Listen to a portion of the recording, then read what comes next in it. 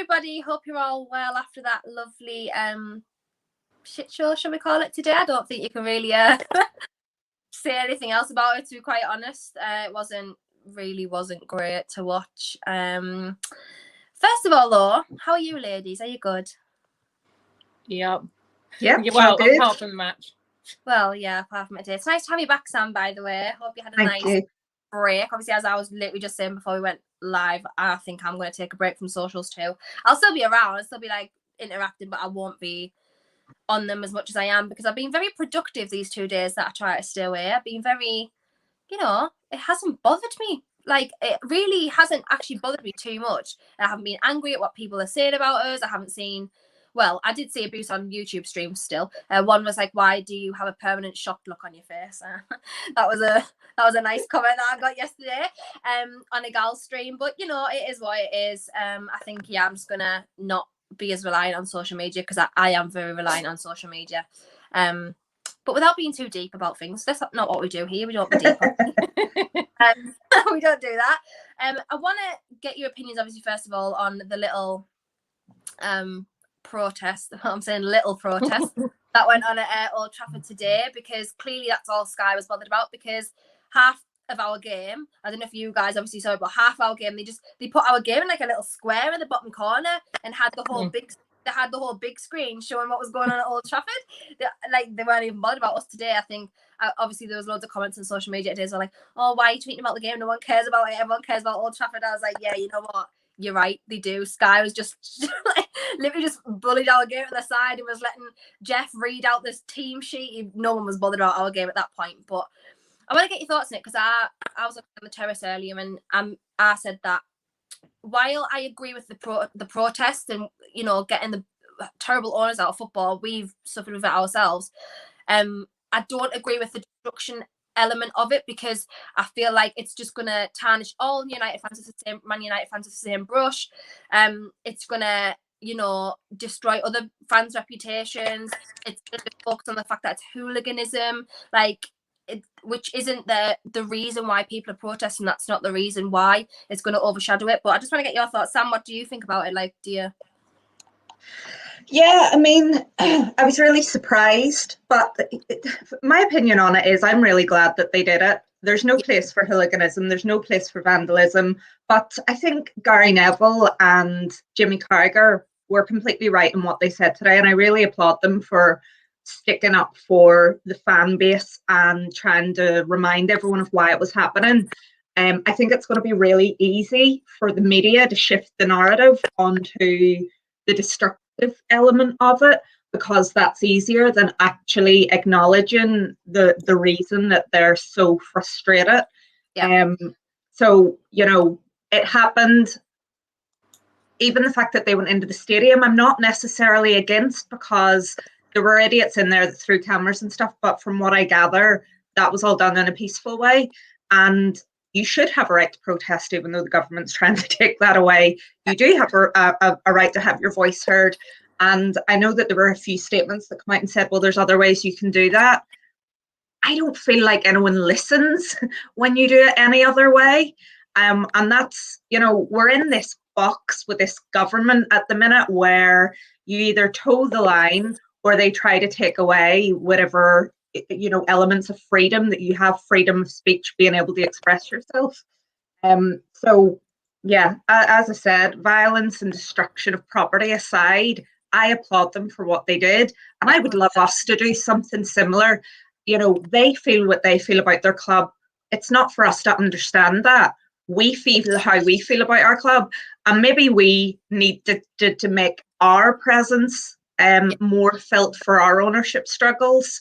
And I don't know how possible that is, but I feel inspired, because I honestly feel in the last 12 months at least, we have been just beaten down as a country with everything going on, and I finally feel like people were able to express themselves, so I felt buoyed by it.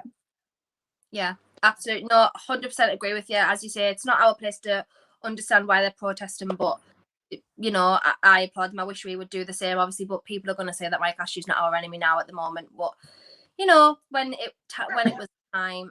Thank you, Straw, by the way. Always my big brother. I love him. Sav, what do you think about it? Because obviously I know you're probably on the same page as us, but just want to get your thoughts as well. Yeah, I completely agree. I mean, I agree about the violence and the destruction. That's not necessary, but I think that was in a real minority, and mostly it was peaceful. And yeah, and making a big statement like going into the stadium. You know, the past year we've been treated really shoddy by the Premier League, and all we've really been able to do is like put up some banners and things like that because we haven't been allowed in the stadium. So storming the stadium is like it's like a big statement. Yeah, that was why didn't we think of that? Yeah, I thought that today. I was like, why did we never do that? But yeah, storming the stadium, that's a big statement to make. And, it's made Sky, our match was non-existent because of it. It has put out a massive message there. And that is what needs to be done to get these sorts of owners out of football. Well, do I think they'll go out of football? Probably not. You know what it's like with my cash. You just can't, they're like a turd that won't flush. Handful of people.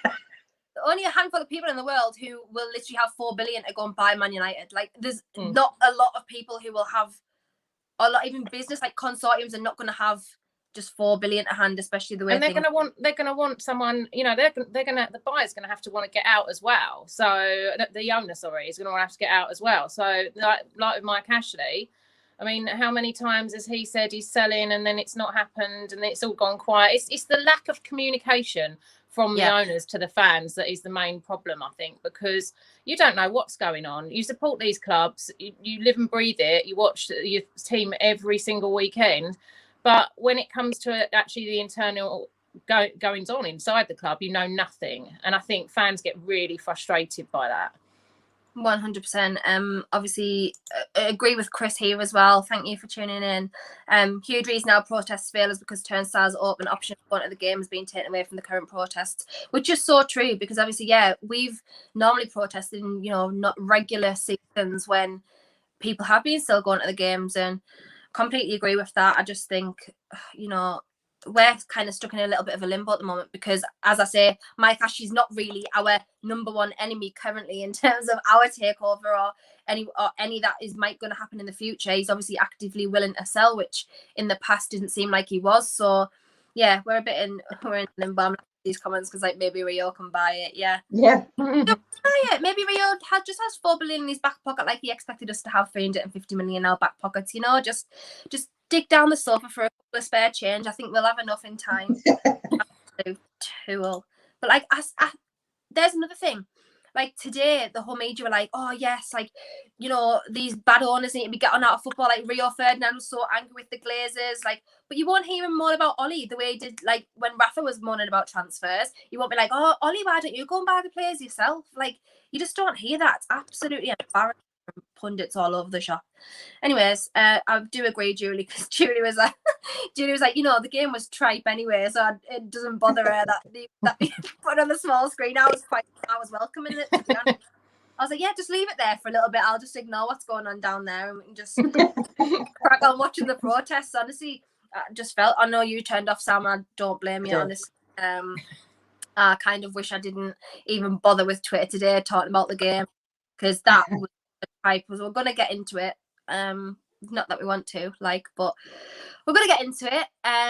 For me, that was easily one of the worst performances this season. Obviously Brighton's 100% up there, Sheffield United was up there as well. We've had about 20 bad games this season, let's be honest. Man United was terrible, but we didn't play badly against Man United. Just second half was atrocious, especially in the 4-1. Oh, girls, where do we even start? Where do we start? I was going to start with the team, obviously the initial starting 11, but to be fair, I didn't have an issue with it. I was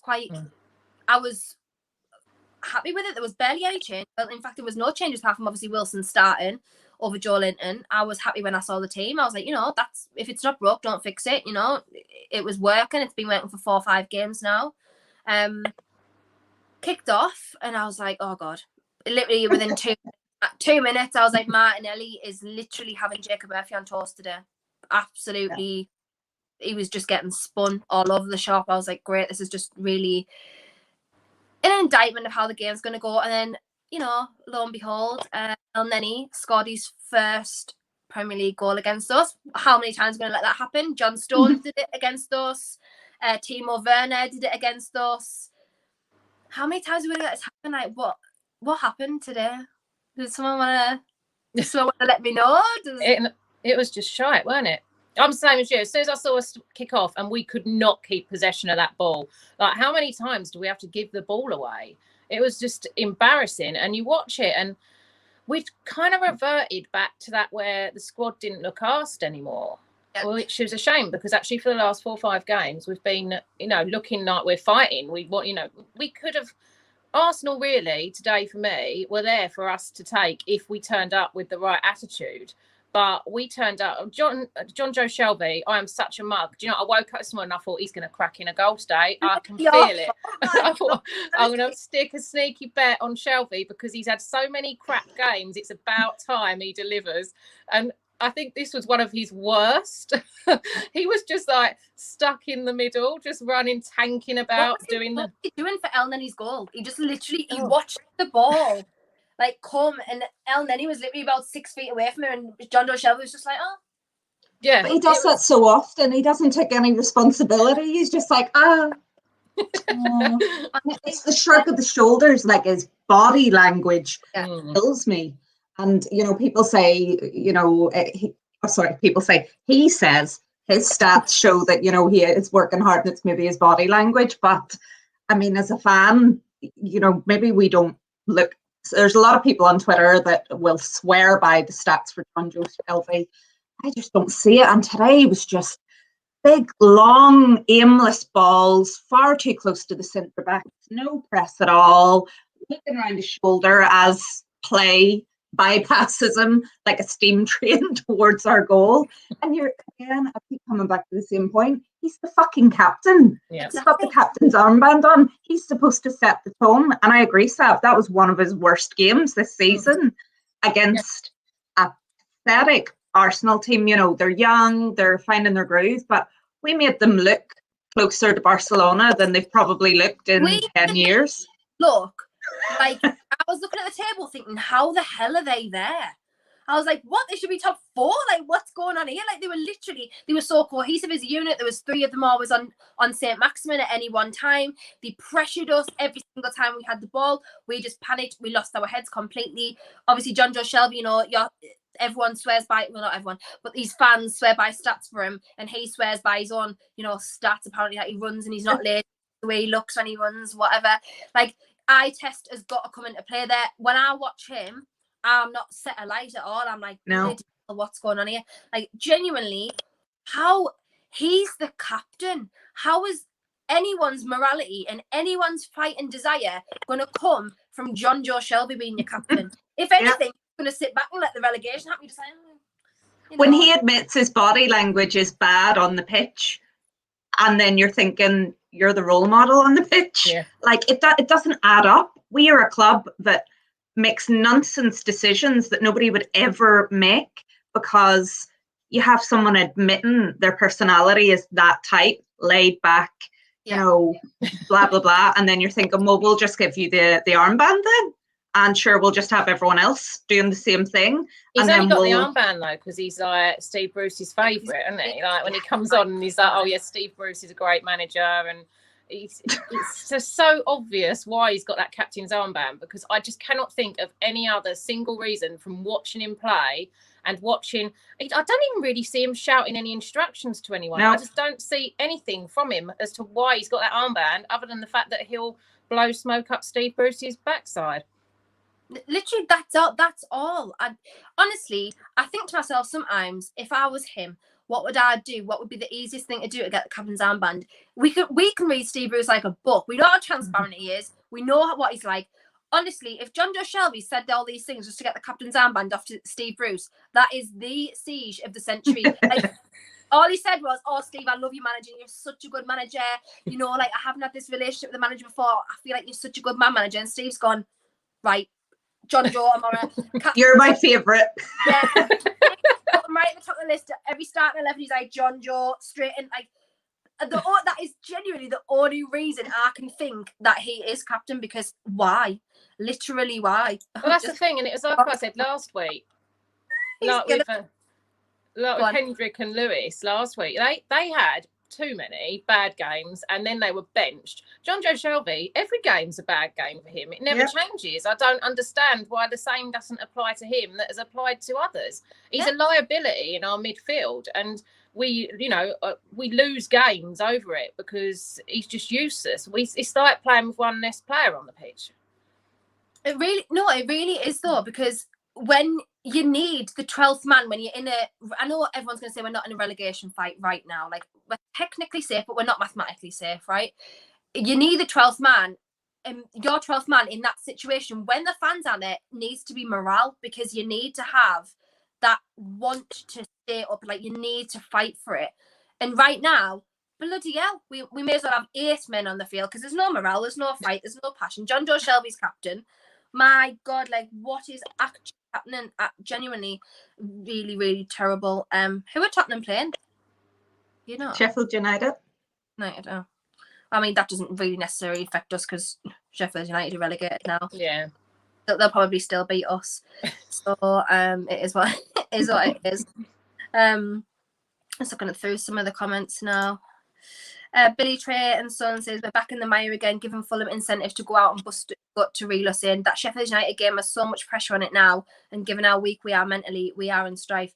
100% I'm on board with that, because I think now, I know Fulham are obviously, they're kind of far gone, but they're not so far gone that they can't catch us. If we continue to play that against Leicester, who is more than likely we're not going to get any points off Leicester. We've got Man City after that, who are, again, we're not going to get any points off Man City unless they feel that they're not really going to try the hardest, because obviously they've won the league. Well, no, not now, because the game's been postponed, but if obviously Man United lose against Liverpool or whoever the next game, then Man City's won the league. We're looking at the Sheffield, like, everything is riding on the Sheffield United and Fulham games, which is exactly what we've said all season, where we didn't want to be. We didn't want to be in the position where the last 2 games were literally the games of the season. And we are. And obviously this whole weak mentality thing comes right into it. We're really struggling if we don't remedy that soon. But that's the thing, though. We called that so long ago. I mean, when did we say? I think we did a show right at the beginning of the season, and we actually mentioned those last fixtures and how we shouldn't be in that position when they come up, because they could decide things. I'm sure we called it out that long ago. And then Steve Bruce sits there in his little press conferences and he's like, oh, keyboard warriors. But what we said is actually what's happened. So are we keyboard warriors? It's been the same for his whole tenure. Like we have said, and it is played out to the letter, everything that we said. It's not sustainable. It needs to be changed up. He's tactically ineffective, so he's brought in a new coach. Like, the fans can see it, and we can be labelled as histrionics and keyboard warriors and everything. And you know, you've got the pundits and former players and managers giving him a pat on the back. We have been right. If he keeps us up by the skin of our teeth again, yes, he's done what he's supposed to. But actually, we were on 20 points before Christmas. And people were thinking, oh, look, you know, he's doing a really good job. And we were like, that's not a true reflection. And we've got only, you know, 17, 16 points since then, and been embarrassed in the cup by a championship team. So, you know, the fans, for me, have absolutely got it spot on. Yes, Mike Ashley, if, you know, we're probably going to stay up. I'd say it's 95% sure we'll stay up. They will say Mike Ashley got it spot on by not switching Bruce out because we had that bit of a run, and fair enough. But I think bringing another manager in probably would have given us more, and would have put us in a good position maybe for next season. Whereas now, you know, when we get to the end of the season, we're back in the same turmoil that we were before. What are we going to do? Stick or twist? And if we stick with Steve, what's it going to bring us? Because he's not getting the best out of the squad. I can't cope with this for another season. Like, I'll not be here. I will honestly. I'll go and lock myself on the island. I can't, with no TV or anything. I can't watch this. That game today, I can't watch that again. Even this season alone, in the next 4 games, I genuinely can't push myself through that. I won't do it. It's really, really, it was embarrassing today. But I mean, look, don't get us wrong. I think the players let us down today. I was really disappointed in their mentality and the way that they handle situations. I don't think the onus is all on Bruce because, as I said, I don't think any of us would have changed the starting lineup, in my opinion, today. Obviously, I maybe would have dropped Shelby out, but we don't really have anybody in there who, apart from Willock, who was obviously ineligible to play today. Oh, did you see him? He looked so yawning. The camera went. I was thinking, honestly, that was literally all of us at that moment. Yeah. Well, I turned off. The perfect video of him yawning. Honestly, it was fantastic. It was really, really good. Steve says here, Bruce does zero in specific tactics to tackle each game. He just picks the closest 11 to the last. That one. Bloke exudes apathy and it courses through the team directly from him. I actually completely agree in the sense that he doesn't necessarily change tactics a lot. However, or starting 11s. However, this time, I think we were all on board with him. Probably 99% of us agreed that would have been the team. It's been working. Don't change it too much because as we've done in the past, we've changed too much and it's gone wrong. So really, I do agree with you 100% on it. But obviously, today's game wasn't the game to change it. But then Barry kind of offsets that by saying we have to go 4-2-3-1 now, which, yes, I agree in a sense because obviously we're going to have to be a little bit more defensive. Jacob Murphy and Matt Ritchie aren't going to be able to play the ball forward as they have been in the last couple of games. Obviously not today because, I mean, that was just a shambles. But, I think, even Manquillo wasn't even on the bench today. Which I thought, neither was Andy Carroll. And he usually comes on for his 20-second cameo at the end, doesn't he? Yeah, which I thought was weird. We need, in these times, we need a Manquillo. We need that defensive element because Crafts doesn't have that defensive element for me. And the only other option we've got, obviously, without Jacob Murphy playing wing back, is Manquillo. So, but we don't buy Willock either. You know what, Stuart? I'm on board with that as well because we've done this in the past. I think last week, Remy, we did it with. Obviously, Rondon we did it with. Jethro Willems we did it with. I know he was injured, so that's a bit of a different situation. Valentino Lazaro we did it with. We don't ever for some reason buy a decent loan signing who's impressed us through the season. Very rarely anyway. Chip was just with this straight comment. Vara checking it's true. Bruce is it back? Agreed. We must have so least more about. I think really that is where a lot of our problems stem from. Aside from today, I thought the defense was poor today. I really did. Awful. Yeah, really, really terrible today. But yeah, our midfield. Oh God, Longstaff again had a stinking game again. I know we're lacking in midfield. Hayden's obviously out injured. Willock again wasn't available today. But looking today, there is absolutely no reason why Willock cannot start next game. There's zero reason why he should not be in that squad next game for me. I don't see why where Steve Bruce and his staff are looking at that and thinking, it's all right. Let's just play Longstaff, Almiron and Shelby next game. See, the problem is, Almiron just, what is he supposed to be in our team? He's been shifted from a left winger to a number 10 to part of a 3, kind of. And he's just not effective everywhere. I actually worried he was going to get sent off today because he needed to defend. Shelby wasn't. Longstaff wasn't bad defensively. He did have tackles and blocks and things because I had a quick look at the stats. But for me, if you're not going to take Shelby out, I think Almiron, and I love him, I really, really do. But you can't have him in there because he's not a natural centre midfielder. So you have to put Willock in, who can do that more natural box to box. But I've been saying it for 18 months now. Teams cut through us like butter through the middle because nobody does their jobs properly. And then we're under pressure. And the problem with the system today was the players were fine. We didn't play with the same intensity we did against Liverpool. We camped on our 18-yard box. And it was only after about 20, 25 minutes that Bruce was telling Ritchie to push up because the wing-backs weren't doing their job in terms of pressing Arsenal back. And that was just the sign. He didn't change it at half-time. And it was just more of the same. So, yeah, we're fine with the team sheet, but if the instructions, and then he's like, oh, actually, he said he didn't think the players were that bad, but he should have had them with that intensity to try and, if you're shit defensively, try and keep the other team away from your fucking box. Yeah. But we don't. We're like, right, well, we're just going to have lines of people, and those lines of people are not mobile.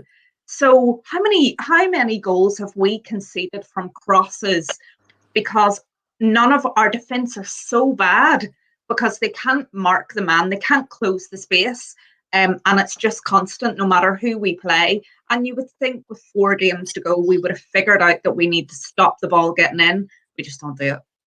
Arsenal's keeper as well. He was playing so far out of the. He's playing sweeper. For some reason, Matt Ryan was playing in the sweeper role today.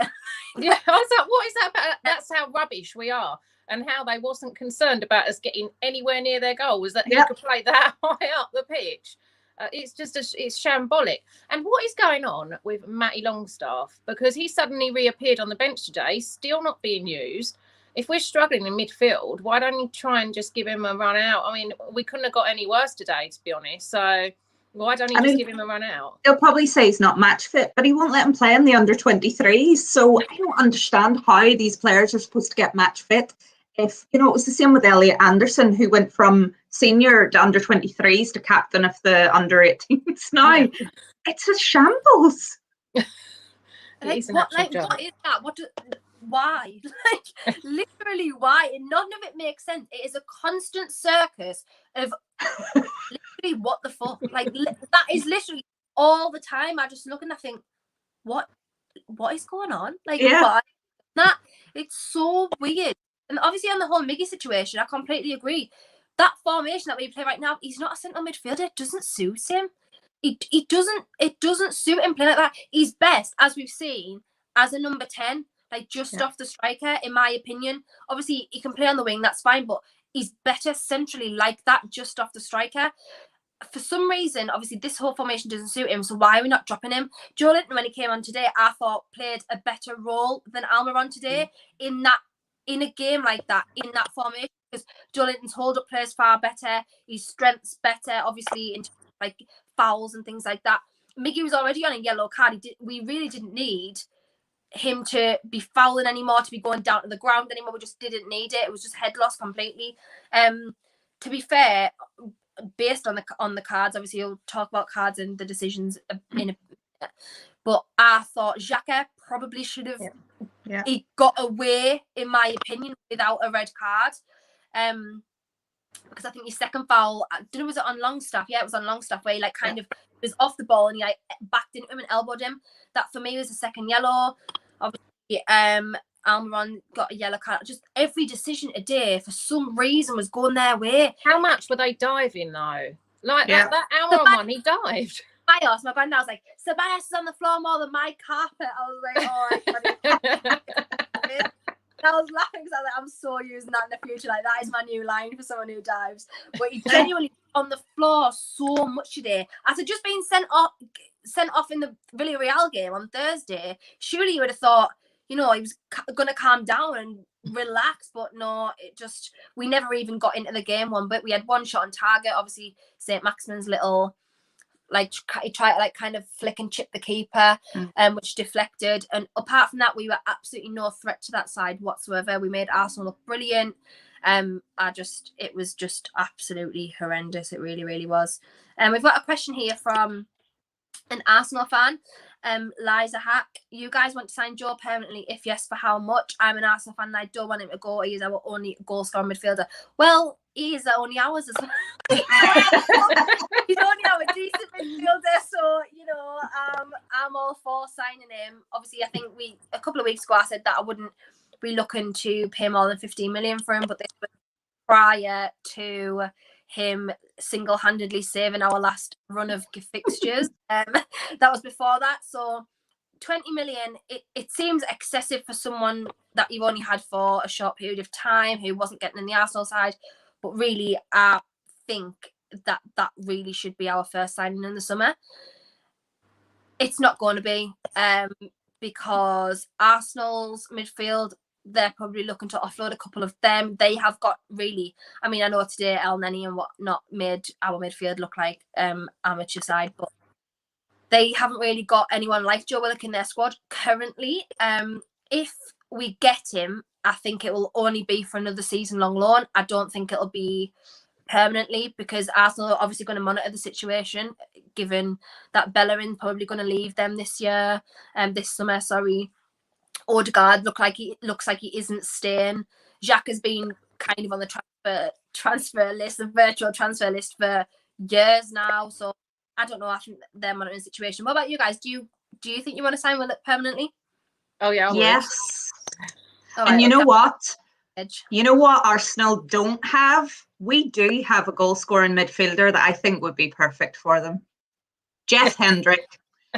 2 goals this year, less wages, Ireland international, can play on the right-hand midfield as well. You know, so it's almost like for like. But yeah, I'd take Willock in a heartbeat, and we're going to pay more if, like, I don't think we have the money to sign him personally, so I think it's like pipe dream. But we'll pay the English player premium on him, because that's just the way that it is now, especially with the Brexit rules and stuff. So I would take him in a heartbeat, because I think even though he's played 8 games, I don't even know how many, he is head and shoulders above every other midfielder that we have in any kind of attacking sense. And that's embarrassing for our club. It really, really is. Yeah. This is better than us. Oh dear Lord.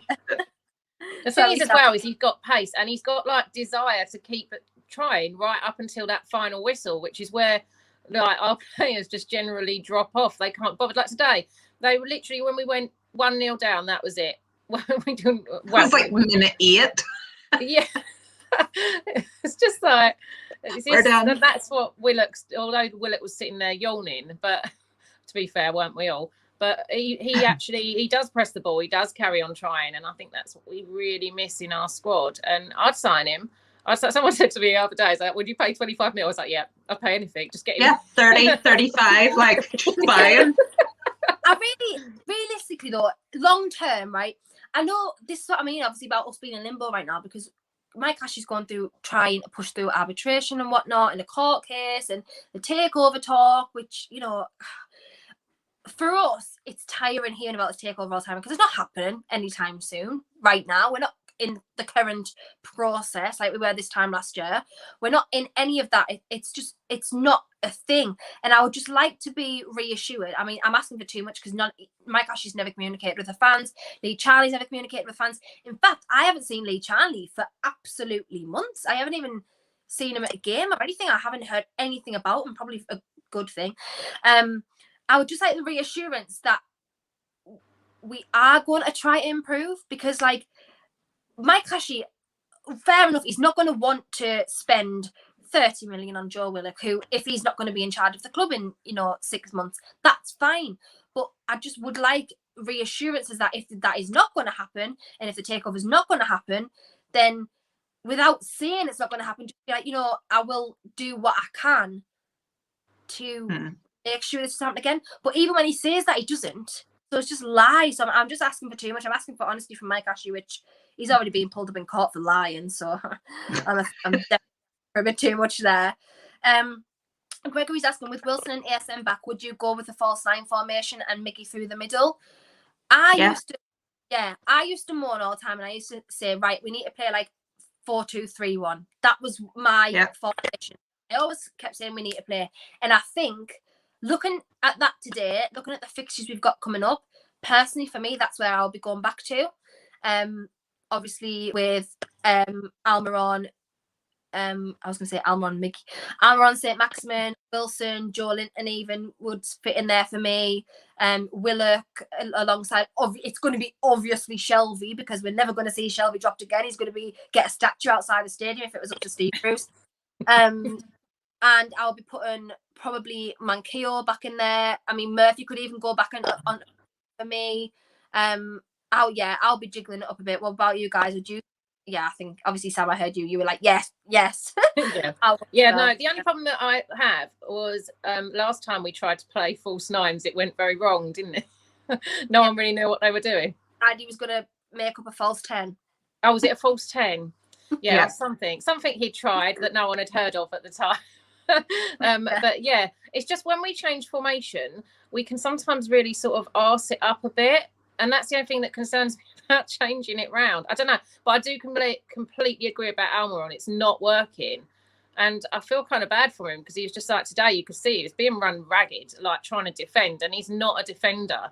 And so it's either, like as what was said earlier, he's got to be dropped, or we have got to change formation to fit him in somewhere else, because that's not his preferred position where he's been playing.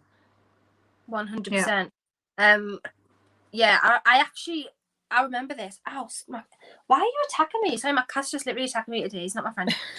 Is it because I've got the shirt on? I would attack me as well. Maybe just like the shirt.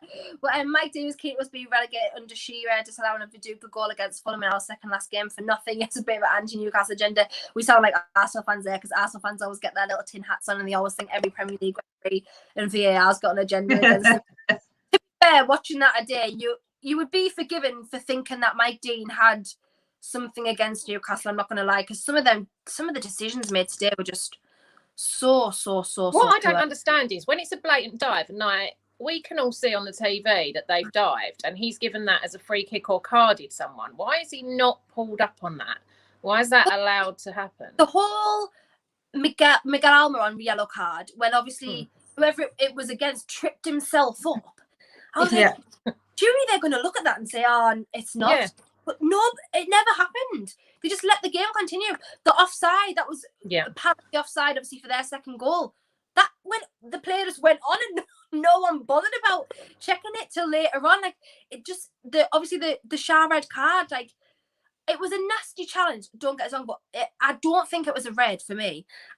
Do you know? I just really don't. And if that was a red, then Xhaka should have definitely had 2 yellows. If that was a red. But, you know, it is if buts and maybes. There's nothing we can really do about it now. And that's just where we are. We've been linked with Tammy Abraham, but Chelsea went 40 mil. Don't think he's worth that. Again, as I think it was you, Sam, didn't you? English player tax. Yeah. Tammy Abraham, again, another young England international. Chelsea are going to why is he not playing for Chelsea? He had such a good season last year. And it baffles me. Yeah, maybe, you know, he's still young, he's still learning, but how you can have Werner starting, you know, and it's almost like they've asked Tuchel to come in and play him and get it working because of the investment. Yeah. While they've got Tammy Abraham, they're ruining his chances of going to the Euros. He's not, in my eyes, done anything wrong. He's young, he's hungry, and I actually think, you know, he's done really well being at such a big club. You know, I think he's earned his stripes to get more of a... Chelsea's top scorer still, and he's been top scorer at every single club he's been at for the past 5 years. Been their top scorer. And now he doesn't get a look in, and never mind Giroud, who turns back time on the pitch. You know, they're sticking with Werner, and these players just aren't getting a chance. So, I mean, could you imagine having Tammy Abraham and Callum Wilson up front? We don't get nice things. I would love him, even on a loan, anything. Yeah. But I would imagine that better clubs than us, and I say it really hurts to say that, but better clubs than us will be going after Tammy Abraham if he's available. Yeah, I think Aston Villa are interested again. Imagine him and Ollie Watkins, you know, or Everton playing him with Calvert-Lewin. Like 2 young English centre forwards, like that would be fire, like so good. I just can't even cope, to be honest, because we're never going to be like that. Who I even really felt sorry for Callum Wilson today. To be fair, he had a bit of a nightmare because he's not the type of player to track back. He's a number 9. He's a goal poacher. He doesn't need to track back. He doesn't need to intercept balls. Like that's not what he's there to do, and we can't even give him the service to do what he's meant to do. Mm-hmm. Like he's just standing there like at head loss. St. Maximin did some random things today where like yes. Okay, St. Maxi, yes, and then his final third, like the last decision he makes, it's like he just does one too many sometimes, or he doesn't put the right cross in. And don't get us wrong, he's been the spark that we've absolutely missed for weeks and weeks and weeks. But today he wasn't on his A game. I don't think anybody out of that game, I honestly could not even pull like anyone who had a decent game because I don't think anybody did. It was just really looking bad. Liza obviously came back who asked about Joe earlier. The thing with Joe, he's got experience both in the Premier League and Europe. A lot of players come to the league and struggle. Look at Partey, so 20-25 mil is money well spent for Joe. I'm inclined to agree. I don't think you can look any further than a player like Joe Willock, who has that experience at several levels of the game, who it actually baffles me a little bit that he wasn't getting in the Arsenal side, because when we signed him, all of my friends that support Arsenal, not you, Sav, but my friends that support Arsenal, I always have to get that in there. Like Kesh and Agal were both like, you know what, he will score at least 5 goals for you. He's a great ball carrying midfielder. He has a drive for goal. He's really creative, and he will honestly easily get 5 goals. And I was thinking, well, don't you need him? Like, where are your goals at? Aubameyang's having a terrible start to the season. Like, what? Don't you want to keep him? And for some reason, he just wasn't on Arteta's radar, which is fair enough. But I found it strange, because Arteta is so, unless it's like because of circumstance, I don't know, but he seems to be all about youth, like Emile Smith-Rowe, Bukayo Saka, Martinelli, like, you know, people like that are coming into the squad. And I thought Willock would have fit perfectly in there, but funnily, me and Yusuf, we obviously wanted Ainsley Maitland-Niles when it was first a thing. And I mean, he hasn't exactly, I know he's playing for West Brom, who are, you know, they're probably going to get relegated under Big Sam, which doesn't help. But Joe Willock's managed to find some form under Steve Bruce, of all people. So yeah, I really do think 20 million I wouldn't be angry if we did that, but I am on the wavelength that we're not going to. We just always do this thing where we get attached to these loan players. I was like you last season, Lazaro. I wish he'd been given more of a chance. I think if we'd have utilised him more, we could have actually seen what he was about, because you know, we just do this thing. Yeah, he was just benched, and then on the last game he threw him on. Everyone's like, well, why didn't you do that a few games ago? It's just ridiculous. And then we get attached to him, we're like, oh, we want to sign them, and then it all goes quiet. You spend all summer like, oh, are we going to sign them? And then it's just disappointment at the end of it. But then you look at, you know, Arteta sent Willock out for whatever reason, and maybe he just thought he needed to go and get a bit more Premier League experience. And if he comes back a better player, brilliant.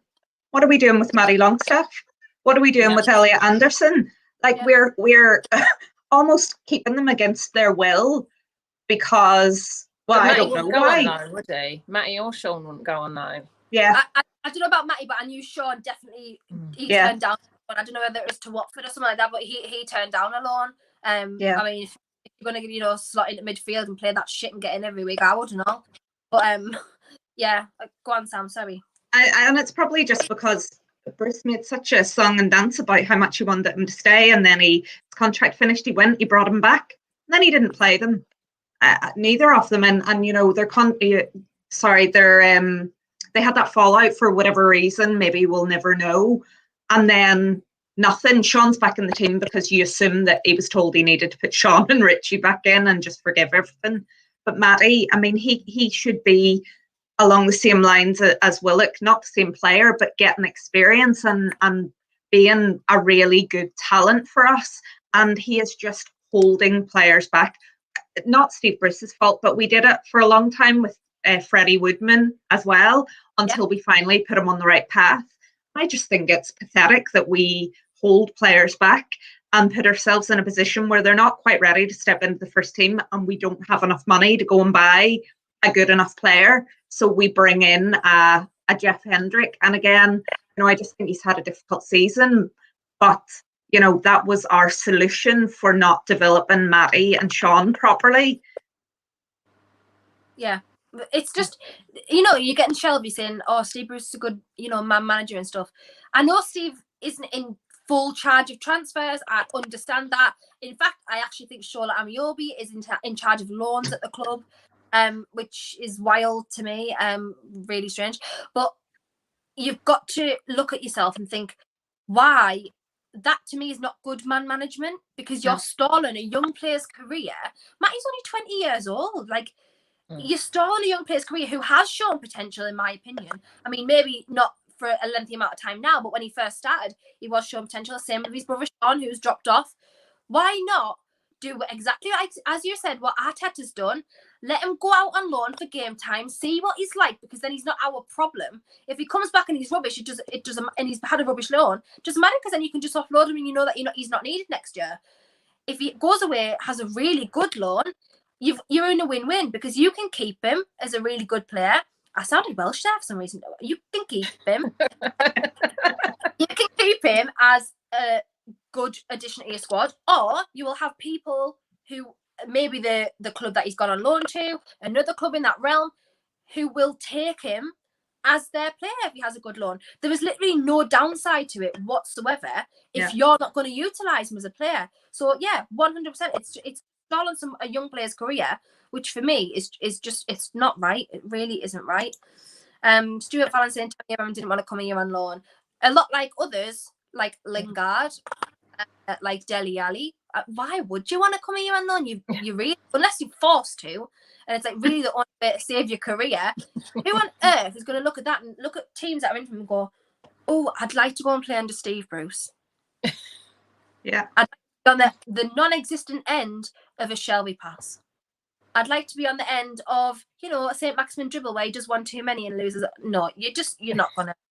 It's just not happening. You're looking at Callum Wilson, who is our top scorer, and you're thinking of the service he's getting. And you're like, oh, I'm staying far away from there, far away.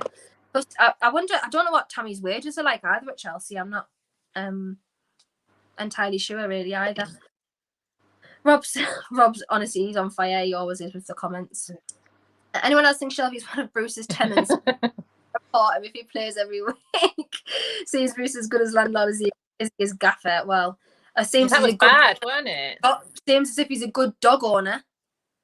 Take a dog to a firework display. Are you for real? Are you actually for real? Steve Bruce has gone like full Alan Partridge without even trying. Like, he just is Alan Partridge in real life. Like, he's just, honestly, he's like a parody of a football manager. Like, you just can't. And the thing is, it doesn't shock you anymore when you read it, because you're just like, oh, right, standard. Just, he's just anything. He's just so outrageous with the stuff that he does. It just, honestly, I never thought the bacon comment could ever be topped, right? Ever. That was just like something that I just never thought would happen. How's the bacon? Did you say it? I did not ever think that would be topped. And then he came out with, I really agree with the social media blackout. Social media is bad, but it's also really good because I got my dog back from a firework display. Yeah. Like, does he not think before he speaks? In fact, asking that, I know for a fact he doesn't think before he speaks. Like, it's like, honestly, it's like someone's wrote a sitcom and he's just the main character. Like, absolutely atrocious. Do you think Bruce will walk away from the club in the summer? Why would? There's no reason. It depends on the Sheffield United game and what kind of a reception he gets, and if there's any fans in the ground for Fulham, because they talked about maybe some away fans. Without being horrible, because I'm in no position to judge, considering I'm not in Newcastle. But I don't think our fans will give him a hard time. I think they'll be delighted to get into the stadium against Sheffield United and be at a football match. And that's good. And if it gets a positive result, that's great. But I feel like it would be an opportunity missed in being very, very clear about how we feel about Steve Bruce's management, his communication, the things that he said about the fans. And I know people will look at that versus the impact that it'll have on the players. But, if we're pretty much safe, if Fulham don't pick up those points, then we need to be heard. We just talked about what the Man United fans have done and the other protests from those big six clubs because they were unhappy about the direction and leadership of their club. Well, we need to do that as well. And we've done banners and we've done flyers and we've done all those different things. We need to be heard. So whoever wants to go to that game and is lucky enough to get tickets, we really need them to speak for everyone in making it clear that we appreciate that he's kept us in the league for another year, but we do not want another year next year of that dreadful football. Who would have thought in your lifetime you would have a season where you can watch every single game live? You can watch it televised if you're not able to go to the stadium. That's and like it's some of the before the pandemic. Yeah. And it's some of the worst football you've ever had to watch, without passion, without fight, without emotion.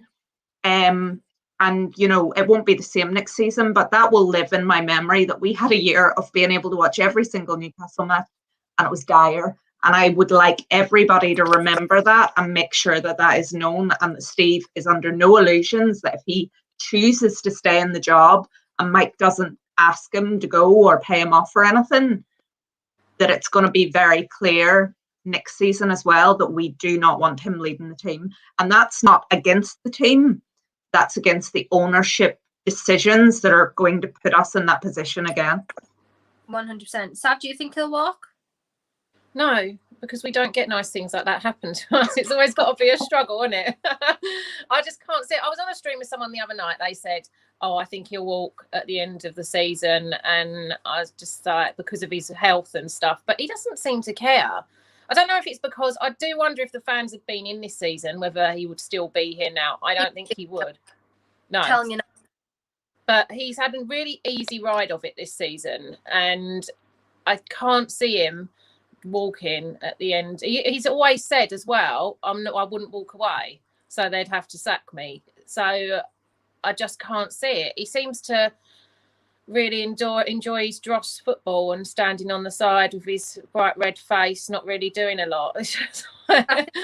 As well with someone like Steve Bruce. I mean, I did say this about Allardyce before when he got sacked the last time, but he probably knows that he's not going to get this level of chance again. Like this is his last year in the his last job in the Premier League, sorry, regardless of what happens. Yes, he may get a championship job, but like he's probably holding on to that now as well, because he knows that this is his last, you know.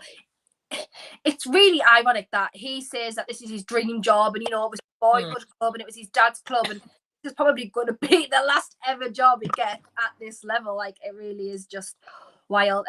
David T, thank you for your comments. But yeah, we mentioned this earlier. Obviously, you said that the movement seems to have died out for Ashley Out, and that's because he is our enemy, but he's not the public number one enemy right now in terms of Newcastle fans, because he is actively trying to sell. He is actively trying to push legal action, you know, against the Premier League and things like that. So that's why it probably seems to have died out a bit, because we really don't have any, aside from football and decisions, or, you know, some of the transfers that are made, Steve Bruce still being the manager, things like that. We don't really have anything in regards to him leaving the club to argue about now, because he is actually trying to leave. He's like, guys, I am really trying to leave. He's doing everything he can, well, a lot that he can do to leave right now. So that's probably why the Ashley Out movement seems to have died out from other fans' opinions. But I'd like it to still start up again. Maybe not, you know, an Ashley Out focus, but better owners to come in and not have bad decisions made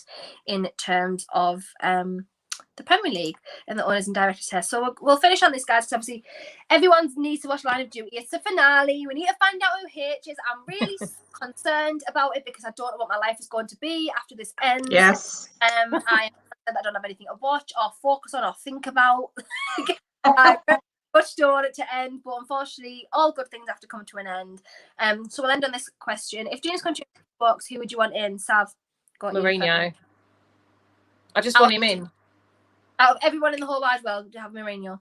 Yeah, I'd have Mourinho, because he wants to come to us, and I felt he was really unfairly treated at Tottenham, and you know, he's got the history there of Bobby Robson. I'd like to give him a go. Yeah, and just so sentimental. First to a cup final, which I know they were obviously in the Champions League final, but he did get them. How awful did they treat him in the end, though? Yeah. I know a lot of obviously Tottenham fans. What made me laugh was he took it so well. Like, he was on Insta later in the day. Did you see that video where he was like with the press and he's like, my friend Gary? Yeah.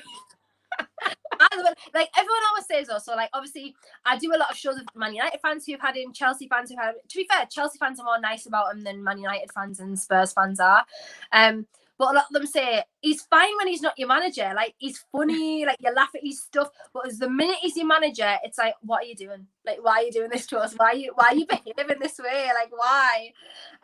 But yeah, I think we might see it one day. I don't know, but obviously not under Ashley, because he has categorically said that he will not manage Newcastle United under Mike Ashley, which is a good decision, Jose. It's a very good decision. Sam, what about you? Who do you like?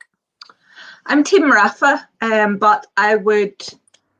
He won't work on. I mean, there's a long list of people that won't work under Mike Ashley. So, yeah, like I honestly don't know who would come in if we're still in limbo.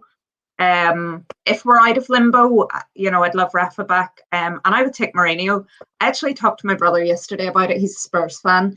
And Mourinho was never the right fit for Man United. He was never the right fit for Tottenham. They went for, they may have disliked him, but he got them silverware. He didn't get Spurs silverware. But, for Man United, he went in and he won things for them. And maybe they would have won the cup final under Mourinho against City. You don't know. I thought it was really weird that they got rid of him before that. But I think he would be good for us. And the people that say I wouldn't take him, I just think he is a world-class manager that has won things. Yeah. Rafa got more out of our squad with his management style. Now, Mourinho goes further than that, but he would get more out of the players. I just think he would be absolutely shell-shocked to come in and work with some of our squad. Like, he would need so much time and money to rebuild because we have a lot of shit players. Deadwood, Henry Saive, God, 5 years, he'll be gone in the summer, finally, 35 grand a week. I would not put it past Mike Ashley. Contract extension. Yeah, we're not getting Willock, so we're a bit short, so we're just going to extend your contract by a year. Like, oh my God, it might happen.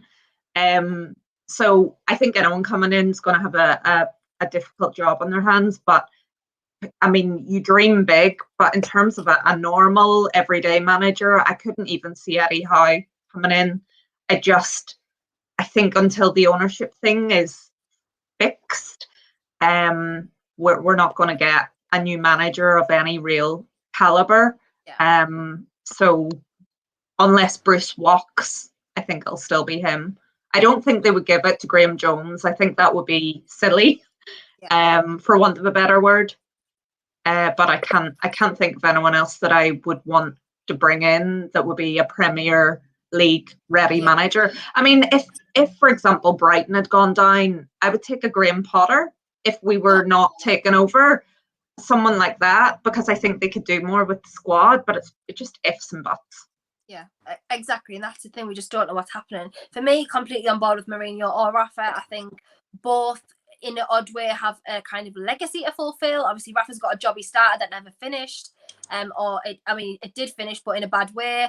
And obviously, Mourinho's got Sir Bobby Robson's legacy to kind of fit in. He's always said he's a little magpie, and he's honestly, even if we beat them, obviously the results that we got against them both times this season, he never goes out and says anything negative about us ever. He's never really has never ever said a negative comment. So for me, oh God, the thing with needing to carry our team now, you need to have patience, which old, like this Jose in his older years does not have. He just does not have patience.